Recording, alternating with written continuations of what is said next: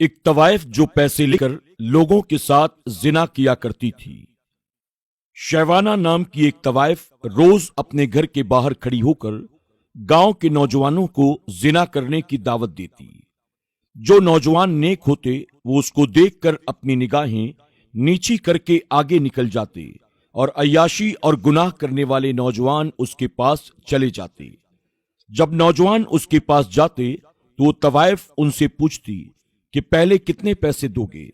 وہ نوجوان کہتا 2000 روپے دوں گا تو طوائف کہتی نہیں، میں 1 گھنٹے کے 4000 روپے لوں گی اور وہ بھی تمہیں پہلے دینے ہوں گے۔ نوجوان اپنے پرس سے پیسے نکالتا اور اس طوائف کے ہاتھ میں رکھ دیتا۔ طوائف اچھے طریقے سے پیسوں کو گنتی۔ جب پیسے مکمل ہوتے تو گلی میں ادھر ادھر دیکھتی اور اس کے بعد نوجوان کو اپنے ساتھ لے کر گھر کے اندر چلی جاتی۔ تو اس طرح اس گاؤں کے کئی نوجوان اس طوائف کے گھر پر اکثر آتے جاتے تھے اور اسے پیسہ دے کر اس کے ساتھ بدکاری کرتے اور ایک بڑے گناہ کو اس کے ساتھ مل کر انجام دیتے۔ اس طوائف کو بس اپنے پیسوں سے مطلب تھا۔ وہ پیسوں کے لیے روزانہ گاؤں کے نوجوانوں کو دعوت گناہ دیتی اور کئی نوجوان اسے پیسہ دے کر اس کے ساتھ بدکاری کرتے۔ دھیرے دھیرے گاؤں کے کئی لوگوں کو اس طوائف کے بارے میں پتہ چل گیا۔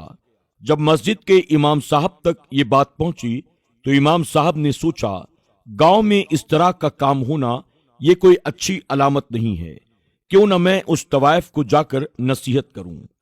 یہ سوچ کر مسجد کے امام صاحب ایک دن اس طوائف کے گھر پہنچ گئے۔ گھر کے قریب جا کر دروازہ کھٹکھٹایا، اندر سے وہ طوائف باہر آئی۔ جب اس طوائف نے مسجد کے امام صاحب کو اپنے گھر کے دروازے پر کھڑا دیکھا تو وہ چونک گئی۔ اس نے پوچھا، مولانا صاحب کیا کام ہے؟ آپ میرے گھر بلا کیوں آئے ہیں؟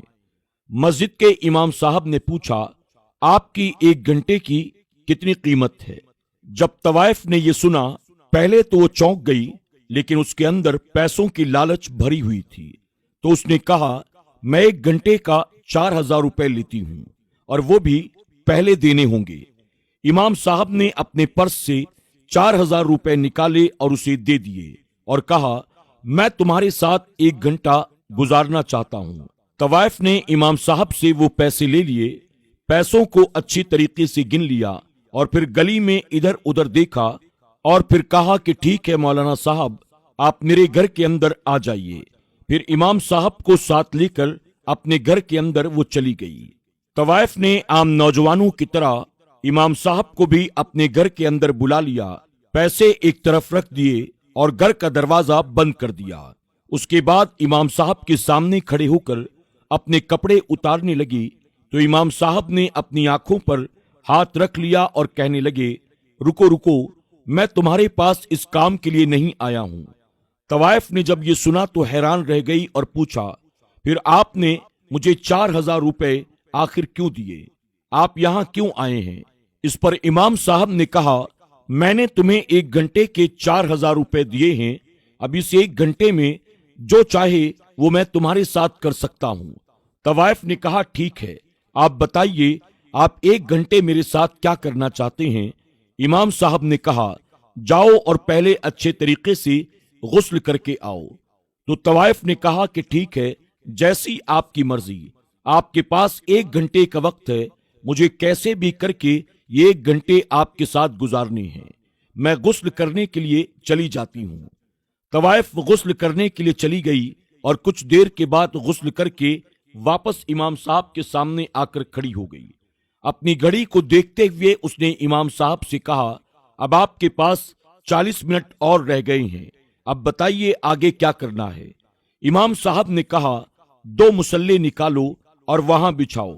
طوائف نے کہا کہ ٹھیک ہے، جیسی آپ کی مرضی، آپ جیسا کہو گے میں ویسا ہی کروں گی۔ طوائف نے 2 مصلے نکالے اور زمین پر بچھا دیے۔ امام صاحب نے کہا 1 مصلے پر تم بیٹھ جاؤ اور 1 مصلے پر میں بیٹھتا ہوں۔ پھر 1 مصلے پر طوائف نے نماز پڑھنا شروع کر دیا اور دوسرے مصلے پر امام صاحب نے نماز پڑھنا شروع کر دیا۔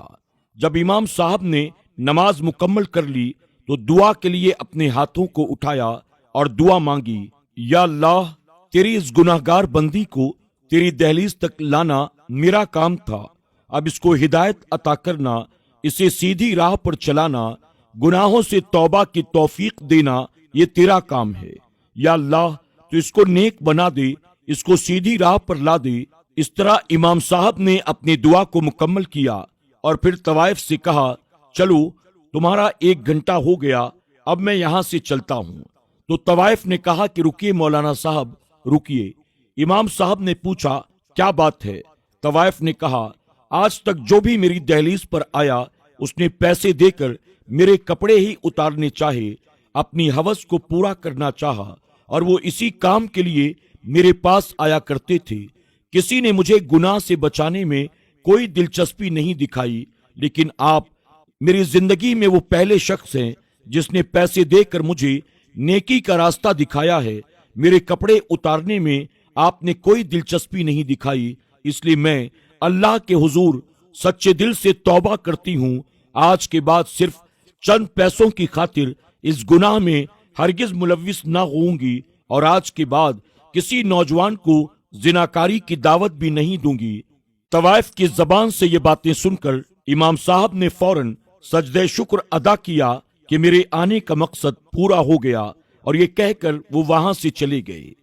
इस वाक़े के बाद तवाइफ एक नेक खातून बन गई, नमाज रोजे की पाबंद हो गई, और कभी भी किसी गैर महरम को अपना चेहरा न दिखाया, और उस इमाम साहब के लिए हमेशा दुआएं करती जिसने उसे उस बड़े गुनाह से बचाया और उसकी दुनिया और आखिरत को संवार दिया। अल्लाह रब्बुल इज्जत की बारगाह में दुआ है कि मेरा करीम हमारे मुआशरे के हर नौजवान को जिनाकारी और बदकारी जैसे बड़े बड़े गुनाहों से महफूज फरमाए, उनके दिल में इन तमाम बुराइयों और गुनाहों के लिए नफरत पैदा करके उन्हें सिराते मुस्तकीम पर चलने की तौफीक अता करे। आमीन या रब्बल आलमीन।